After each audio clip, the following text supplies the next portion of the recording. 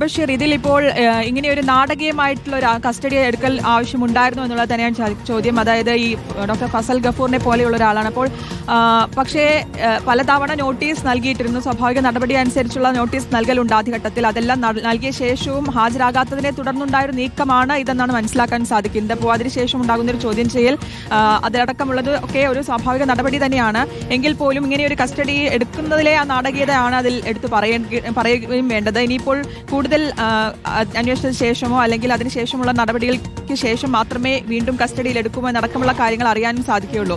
ഈ തട്ടിപ്പുമായി ബന്ധപ്പെട്ട് ഇതിനു മുൻപ് എവിടെയാണ് കേസ് രജിസ്റ്റർ ചെയ്തിരുന്നത്? പോലീസിലടക്കം ഈ കേസ് അന്വേഷണം നടത്തുന്നതാണോ?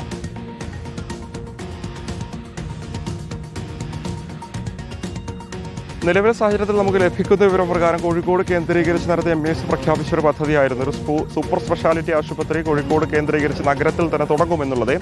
ഈ പദ്ധതിയുമായി ബന്ധപ്പെട്ട് നിരവധി ആളുകളിൽ നിന്ന് നിക്ഷേപം ശേഖരിച്ചിരുന്നു. പദ്ധതി പ്രഖ്യാപിച്ച ഘട്ടത്തിൽ പിന്നീട് അതുമായി ബന്ധപ്പെട്ട് മുന്നോട്ട് പോയ സാഹചര്യത്തിൽ തന്നെ MESൽ നിന്ന് വിട്ടുപോയ ചില ആളുകളൊക്കെ തന്നെ പദ്ധതിക്കെതിരെ ആരോപണങ്ങളുമായിട്ട് രംഗത്ത് വന്നിരുന്നു. ഇതിൽ വ്യാപകമായിട്ടുള്ള സാമ്പത്തിക ക്രമക്കേടുണ്ട്, ഫസൽ ഗഫൂറിന്റെ നേതൃത്വത്തിൽ വ്യാപകമായിട്ടുള്ള അഴിമതി നടക്കുന്നുണ്ട് എന്നുള്ളതായിരുന്നു ഒരു വിഭാഗം ചൂണ്ടിക്കാണിച്ചിരുന്നത്. അങ്ങനെ ഫസൽ ഗഫൂർ അവിടെയുള്ള വ്യവസായികൾ ഉൾപ്പെടെയുള്ള ആളുകളിൽ നിന്ന് നിക്ഷേപം സ്വീകരിച്ചിരുന്നു എന്നുള്ളതാണ് ഈ ഒരു ആരോപണം ഉന്നയിക്കുന്ന ആളുകൾ ആ ഒരു ഘട്ടത്തിൽ തന്നെ പറഞ്ഞിരുന്നത്. പിന്നീട് 2020 ആദ്യഘട്ടത്തിൽ ഈ പദ്ധതിയുമായി ബന്ധപ്പെട്ട് പരാതി പുറത്തു വരുന്നത്. ആ ഒരു ഘട്ടത്തിൽ പോലീസിന് കേസ് കൊടുത്തിട്ടും പോലീസിന് പരാതി നൽകിയിട്ട് പോലീസ് കേസെടുക്കാത്ത സാഹചര്യത്തിലായിരുന്നു നിക്ഷേപകരിൽ ചില ആളുകൾ കോടതിയെ സമീപിച്ചിരുന്നത്. മലപ്പുറം തിരൂർ സ്വദേശികളായുള്ള ചില ആളുകളായിരുന്നു കോടതിയെ സമീപിച്ചിരുന്നു. അങ്ങനെ കോടതിയെ സമീപിച്ച ഘട്ടത്തിലായിരുന്നു സർക്കാർ ഇക്കാര്യത്തിലൊരു വിശദീകരണം നൽകിയിരുന്നത്. കേസെടുത്തിട്ടുണ്ട്, നടക്കാവ് പോലീസ് ഉൾപ്പെടെ ഒരു പദ്ധതിയുമായി ബന്ധപ്പെട്ട് കേസെടുത്തിട്ടുണ്ട്, അന്വേഷണം നടന്നു വരികയാണെന്നുള്ളതായിരുന്നു ആ ഒരു ഘട്ടത്തിൽ അറിയിച്ചിരുന്നത്. സ്വാഭാവികമായിട്ടും ആ ഒരു അന്വേഷണത്തിലും തൃപ്തിയില്ലാത്തത് കൊണ്ടാകാം ഈ പരാതിക്കാർ ഇത്തരമൊരു നീക്കം നടത്തിയത് എന്ന് വേണം മനസ്സിലാക്കാൻ. അവരുടെ പരാതിയിൽ തന്നെയാകാം നിലവിലെ സാഹചര്യത്തിൽ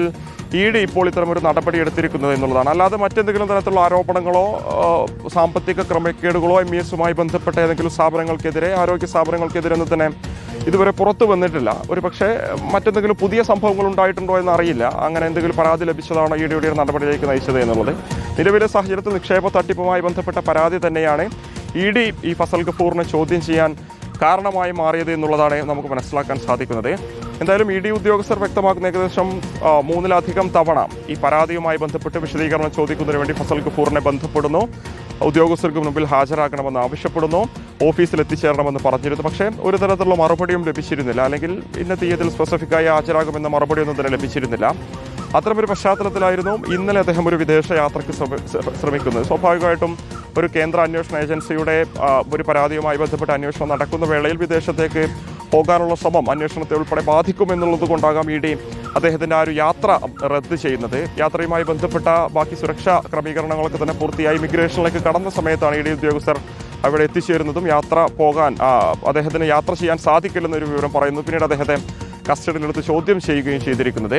എന്തായാലും എന്താണ് പിന്നീട് സംഭവിച്ചത്? ED ഉദ്യോഗസ്ഥരുടെ ഭാഗത്തുനിന്നും അത്തരമൊരു പെരുമാറ്റം ഉണ്ടായി എന്നുള്ളതൊക്കെ തന്നെയാണ് ഫസൽ ഗഫൂറുമായി ബന്ധപ്പെട്ട അവിടെയുള്ള ദൃക്സാക്ഷികളൊക്കെ തന്നെ, ഫസൽ ഗഫൂറുമായി ചേർന്ന് നിൽക്കുന്ന ആളുകളൊക്കെ തന്നെ ആരോപിക്കുന്നത്. നേരത്തെ ഒരു തരത്തിലുള്ള മുന്നറിയിപ്പുമില്ലാതെ ഒരു പ്രധാനപ്പെട്ട യാത്രയ്ക്ക് ഒരുങ്ങി നിൽക്കുന്ന ഒരു വ്യക്തിയോട് അങ്ങനെ പെരുമാറേണ്ട ആവശ്യമുണ്ടായിരുന്നില്ല എന്നുള്ളതാണ് ഈ ഫസൽ ഗഫൂറുമായി ബന്ധപ്പെട്ട വൃത്തങ്ങൾ അറിയിക്കുന്നത്.